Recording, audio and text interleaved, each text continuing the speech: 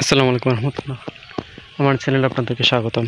তো আজকে একটু ব্যতিক্রম একটু ভিডিও, মানে ধান চাষের ভিডিও আমি দিই না, বা আমি ধান চাষ করিও না। তো আমি রাস্তা দিয়ে হাঁটছিলাম, এই যে আমাদের রাস্তা দিয়ে হাঁটতেছিলাম, দেখতেছিলাম যে যে মানুষের ধান অলরেডি, মানে ধানের তোর এসে পড়ছে, এই যে ধানের তোর এসে পড়ছে। তো আমি দেখলাম যে একটা ভিডিও বানাই। তো গতকালকে বৃষ্টি হয়েছে, আজকে ওয়েদার মানে অনেক ভালো। আজকে তাপমাত্রা এতটাও নাই, তারপর হচ্ছে বৃষ্টি হয়েছে মোটামুটি ধানের জন্য ভালো হয়েছে। এখন আমন ধান আস্তে আস্তে পাকবে। ধানের অলরেডি তোর এই যে ধানের আমরা এদিকে দুধ বলি, এই যে ধানের দুধ আসতেছে আর কি।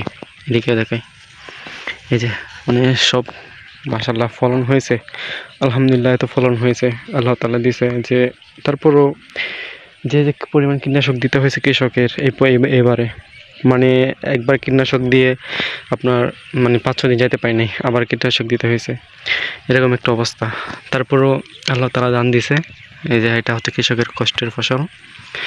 তো কৃষকের শুধু একটাই চাওয়া, যে ধান যাতে এই যে মানে ধানের একটা কারেন্ট পোকা আছে না, ধান খেয়ে ফেলে, তো এই পোকাটা যাতে না আসে, এটা হচ্ছে কৃষকের সবচেয়ে এখন বড় চাওয়া। তো যদি আল্লাহ তাআলা ফলন দেয়, যদি পোকামাকড় আক্রমণ কম হয়, তাহলে এবার ইনশাআল্লাহ কৃষক লাভবান হতে পারবে আশা করি। যদি আমি ধান চাষ করি না, বা আমাদের যে জমিগুলো আছে ওগুলো লিজ দিয়ে নিছি, তো তারপরেও ভিডিও বানাচ্ছি। যারা ধান চাষ করতেছেন তাদের জন্য একটু মোটিভেট, আর কিছু না।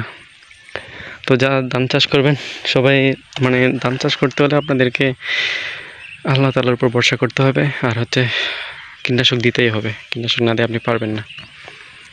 তো এটাই হচ্ছে আজকের ভিডিও। সবাই ভালো থাকবেন। আসসালামু আলাইকুম।